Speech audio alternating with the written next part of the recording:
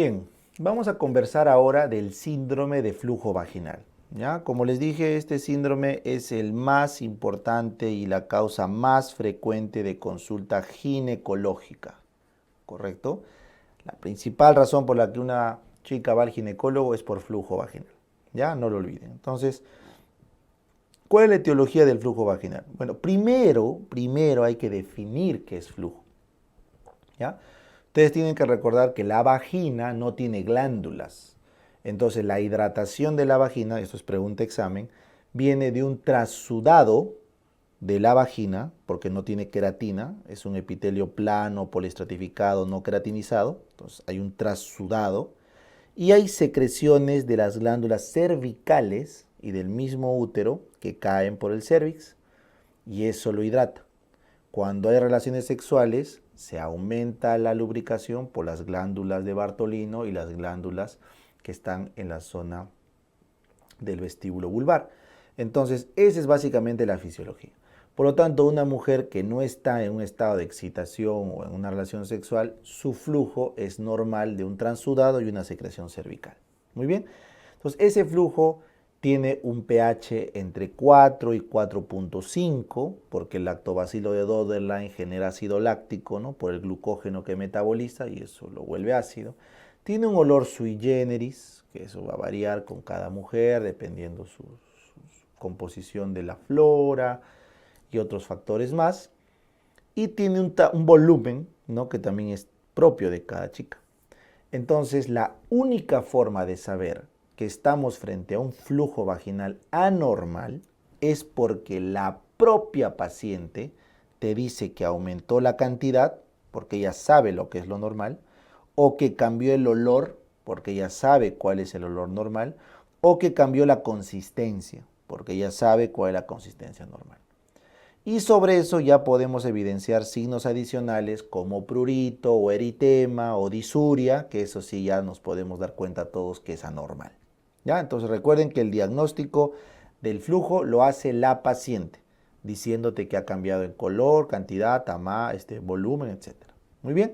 Les dije hace un rato que la cervicitis no es algo frecuente en nuestro medio. La descarga uretral sí, la cervicitis no. Lo que sí es frecuente es la vaginitis. Por lo tanto, el síndrome de flujo vaginal incluye a la cervicitis, ¿ya? Porque son súper raras, entonces nos quedamos en estudio de vaginitis, ¿ya? Esa es la lógica de la norma técnica. Y finalmente, este es un datazo, ¿eh? 40% de las chicas sanas, o sea, que no tienen ninguna infección, no tienen cándida, no tienen vaginosis, no tienen nada, tienen síntomas. O sea, dicen, doctor, mi flujo está mal, mi flujo está raro, mi flujo huele feo, mi flujo ha aumentado, pero les estudiamos y no tienen ningún patógeno. Y por otro lado, 20% de chicas que sí tienen candidiasis, que sí tienen tricomona, que sí tienen vaginosis, no dan síntomas, no se dan cuenta y están por ahí con su ITS sin darse cuenta. Entonces, ante esto la norma técnica dice, ¿saben qué, muchachos? Cualquier flujo que les diga la paciente, traten, ¿ya? No se pongan a filosofar, no tiene sentido. ¿Listo? Muy bien. Entonces, ¿cuáles son los 3 agentes más frecuentes que causan el flujo? A la cabeza, la número 1 es la vaginosis. La vaginosis simplemente es que la flora anaerobia gram negativa de la vagina ha empezado a crecer por sobre la flora gram positiva. Recuerden que el lactobacilo de Doderlein es un gram positivo. Entonces, en la boca, en la vagina, acuérdense, predominan los gram positivos, ¿ya? Igual en la piel. Mientras que en el tracto gastrointestinal bajo predominan los gram negativos, ¿ya? Entonces, si tu gram negativo del colon, del recto, la Escherichia coli, empieza a aparecer en tu boca, eso está mal. Alcoholismo, por ejemplo, cambio de flora. Si gram negativos empiezan a aparecer en la vagina, eso está mal, eso es vaginosis, ¿correcto? Si gram negativos empiezan a aparecer en la piel, eso está mal, eso puede ser sobreinfecciones o estar en hospital, no lo sé.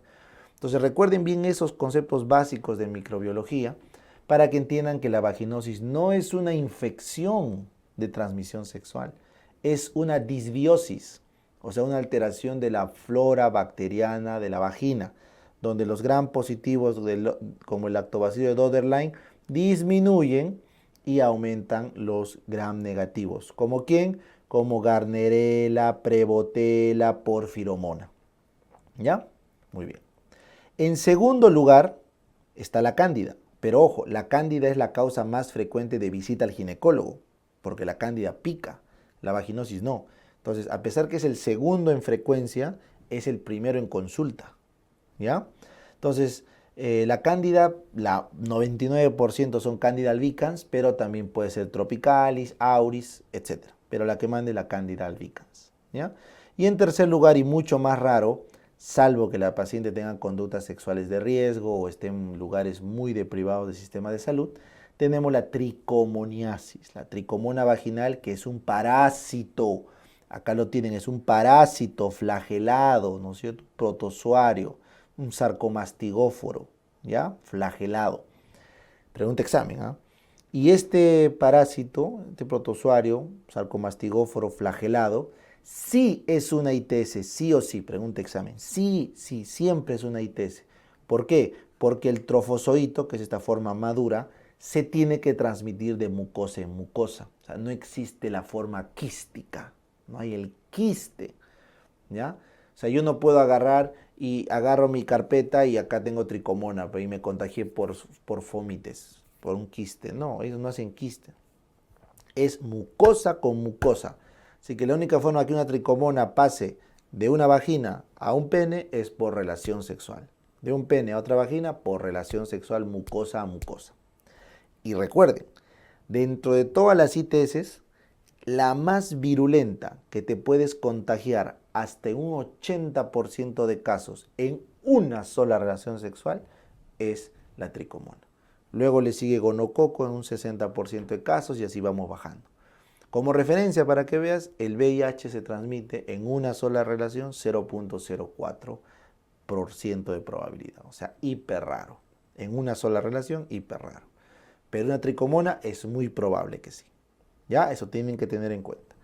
Muy bien, algunos datitos. La vaginosis, las bacterias se pegan al macrófago, como ven acá, y se forman, perdón, se pegan no al macrófago, disculpen, se pegan a las células epiteliales. Se pegan a las células epiteliales y se forma esto que están viendo que son las células guía, o en inglés clue cells, que son bacterias pegadas a las células epiteliales de la vagina. Y bueno, como saben, la cándida pues es un honguito, ¿no es cierto? Levaduriforme, correcto, ahí está, que tiene sus yemitas, ¿ya? Eso es la cándida. Muy bien, entonces vamos a hablar ahora de la clínica del flujo vaginal. Entonces vamos a empezar por cándida, que es el más sintomático, ¿ya? Cándida albicans, la gran mayoría, pero puede ser también tropicalis, auris. Entonces, el flujo que suele dar la cándida, todos saben, y es pregunta de examen, es blanquecino.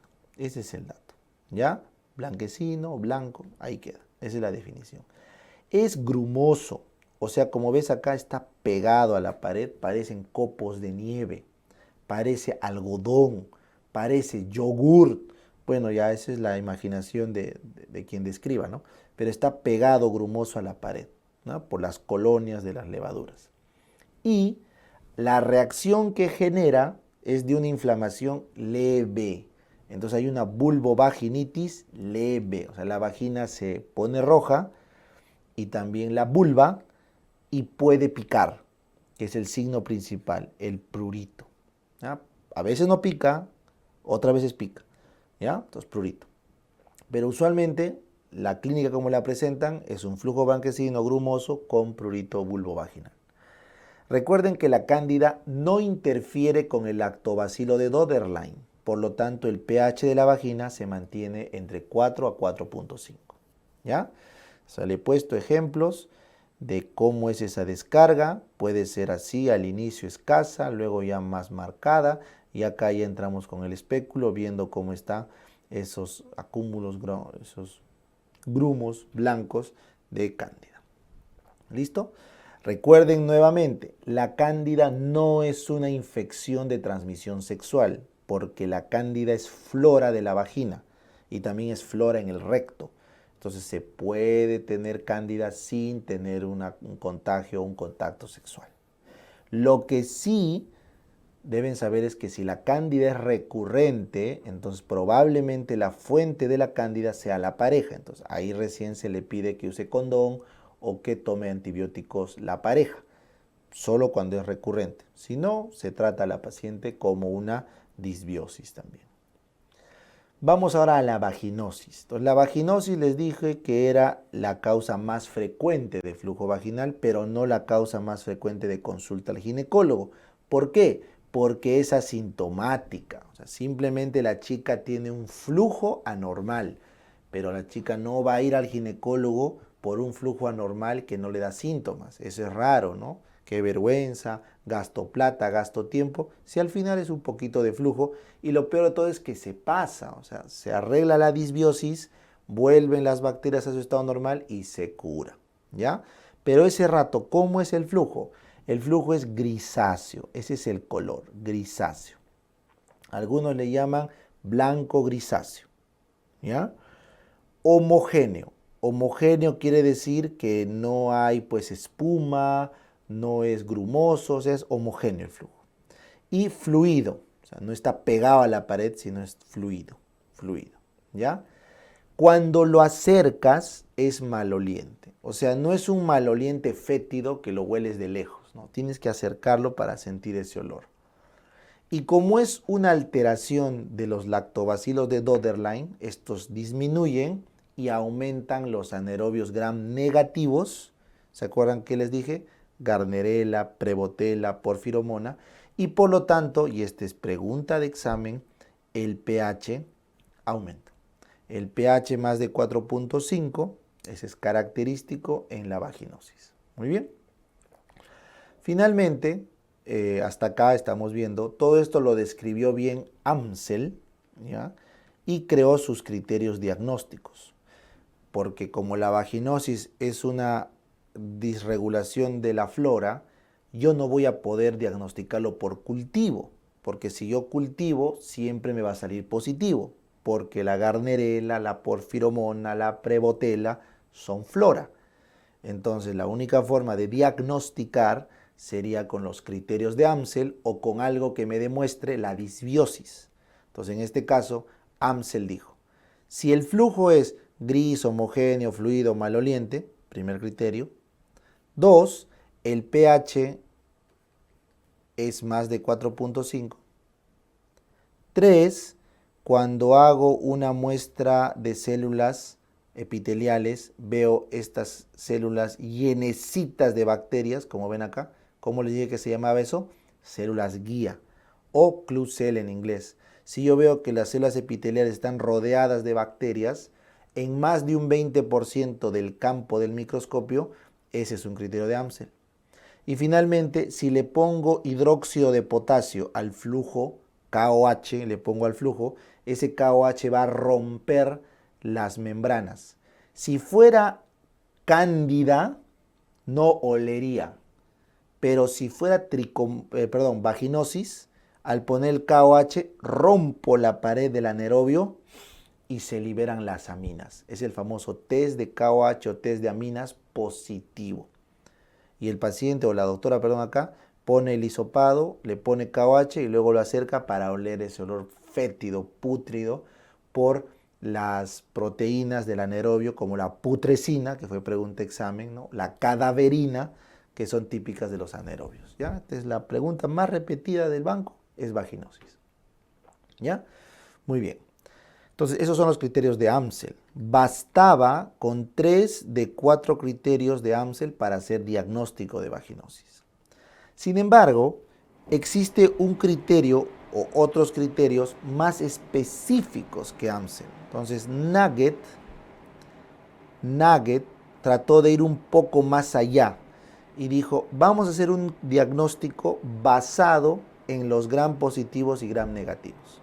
Entonces, si los bacilos gram positivos, en este caso los lactobacilos de Döderlein que ven ahí, predominan, o sea, tienen 4 cruces en en el campo microscópico, entonces puntúa para 0 la vaginosis. No tiene vaginosis. Y si veo los bacilos y los cocos gram negativos y no veo en el campo microscópico, 0 en el campo, puntúa 0. Y si veo los bacilos gram negativos curvados, como el mobiluncus, y está también en 0, no puntea para vaginosis. En cambio, si el bacilo gram positivo, el lactobacillus Doederlein, no lo veo en el campo y todo lo que veo son gram negativos, entonces acá le voy a dar 4 puntos. Le voy a dar 4 puntos para vaginosis. Y si es que encuentro un bacilo curvado, le doy 3 a 4 puntos, dependiendo de la cantidad, 3 a 4 cruces, y eso me da 3 puntos y hago el diagnóstico de vaginosis. Entonces, Nugget hace una ponderación donde, si se dan cuenta, lo más alto que puede tener la paciente, ¿cuánto es? 4 puntos por 0 Doederleins, 4 puntos por full gram negativo, son 8, y luego 3 puntos por bacilos curvos abundantes, o sea, 11. Entonces, en 11 puntos es el máximo para diagnosticar, según Nugget, la vaginosis, el punto máximo. ¿Y dónde cortan la probabilidad? Más o menos en 7. O sea, si el paciente tiene 3 más 4, ya hace diagnóstico también de vaginosis. Más o menos por ahí cortan. Y eso es lo que busca hacer Nugget. Recuerden que para hacer Nugget tendrías que tener un microscopio a la mano, por lo tanto no es el gold estándar clásico que se utiliza en la práctica clínica. En la práctica clínica se utilizan más los criterios de Amsel. Muy bien, ahora vamos a la tricomona, que es lo más raro. La tricomona sí les dije que era una ITS. Esta sí es una infección de transmisión sexual porque solo se pasa de mucosa a mucosa. ¿Qué se pasa, profe? El trofozoito. Eso que estás viendo acá, esto es un trofozoito. ¿Ya? Perdón. Es un trofozoito. Y ese trofozoito, como estás viendo ahí, al mover su flagelo, genera espuma. Por eso su flujo es espumoso. Además, sobre ese trofozoito crece un montón de gram negativos, crecen varios gram negativos. Entonces, al crecer los gram negativos, estos liberan CO2, porque son anaerobios gram negativos. Y ese CO2 con el flagelo hace todavía más espuma. La cantidad de aminas que botan hace que sea fétido. O sea, yo puedo oler la tricomona de lejos, porque hay demasiada amina. No necesito el test de KOH porque es fétido a la ectoscopía. Y el flujo, por la inflamación marcada que genera, se hace amarillo verdoso por la cantidad de polimorfonucleares que hay. Amarillo verdoso. Y ya te imaginarás cómo está esa vagina. Entonces esa vagina está muy inflamada. Lo llaman colpitis en fresa porque es demasiado inflamatorio. Colpitis en fresa, como puedes ver acá, porque se hace un punteado hemorrágico, que parece una fresa, que gotea sangre. Pequeño, pero gotea. ¿Y por qué, profe? Porque la tricomona está ahí en la mucosa queriendo entrar, pero no puede entrar. Recuerda que la tricomona es local, es una infestación, no se mete a la sangre. Entonces, está generando una inflamación muy fuerte a nivel de la vagina, y en el caso del cervix se ve como una fresa, colpitis en fresa. ¿Ya? Obviamente el diagnóstico bastará con un examen en fresco para ver esos trofozoitos. ¿Ya? Voy a tratar de abrir esto, vamos a ver si abre. Ahí está, ¿ven? Miren cómo en un examen en fresco, sin ningún tipo de tinción, podemos ver ahí cómo se están moviendo los trofozoitos. ¿Ya? Están vivos, obviamente. Entonces eso me confirma el diagnóstico de este parásito. Ya me confirma el diagnóstico de este parásito. Ya está, ese es un examen en fresco. Muy bien. Listo. Entonces ya han diagnosticado, ya tienen la clínica del flujo vaginal. Ahora, ¿qué dice nuestra guía para el tratamiento sindrómico? Entonces yo les dije en un inicio, la guía decía, oye, El flujo lo dice la paciente. No te vas a poner a filosofar. Entonces trátalo, trátalo. Todo flujo, tratas. Listo. Pero la vaginosis y la cándida no es una infección, es que su flora se alteró.